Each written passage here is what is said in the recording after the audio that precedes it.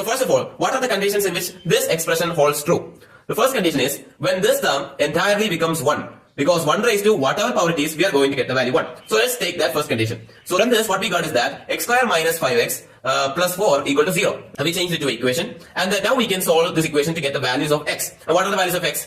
We know the solutions can be alpha and beta. Then we know that alpha plus beta is equal to what? Minus of x's coefficient, that is 5. And the alpha into beta is what? This constant term, that is 4. From this we can say that alpha and beta could be 1 and 4. Because 1 plus 4 is equal to 5 and 1 into 4 is equal to 4. So we have done the first condition. Let's go to the second condition. And what is the other condition in which this equation holds true? We have already taken when this term becomes 1, this entire expression is going to give the value 1. When this term is going to be 0 and this term can be any real number, then this is also going to be 1. Because we know that any real number raised to 0 equal to 1.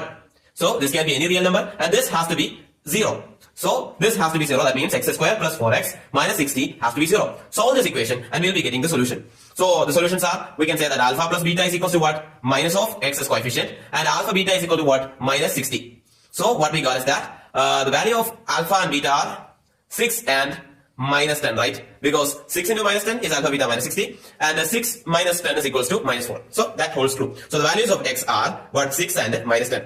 There is also a third condition.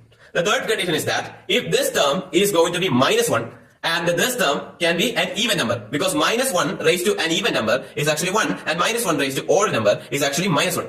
So we are not taking this condition because this condition holds true for this expression and we are taking this. So this term has to be minus 1. That means x square minus 5x plus 5 is equals to minus 1 and what? This term want to be even, that is x square plus 4x minus 60 has to be even number. So x square minus 5x plus 6 is equal to 0. I rearranged this expression to get the equation. So this equation, we got the equation. Now we can find what? The solutions of x for this equation. And what are the value? We know here that alpha plus beta is equal to what? Is actually 5. And alpha beta is what? Is actually 6.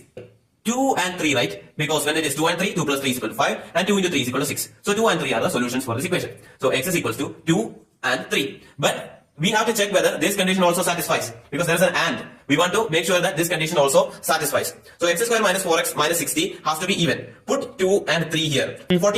48, negative 48. On taking the mod of negative 48, we are getting 48, which is an even number. So it is an even number. So 2 is a correct solution for this expression.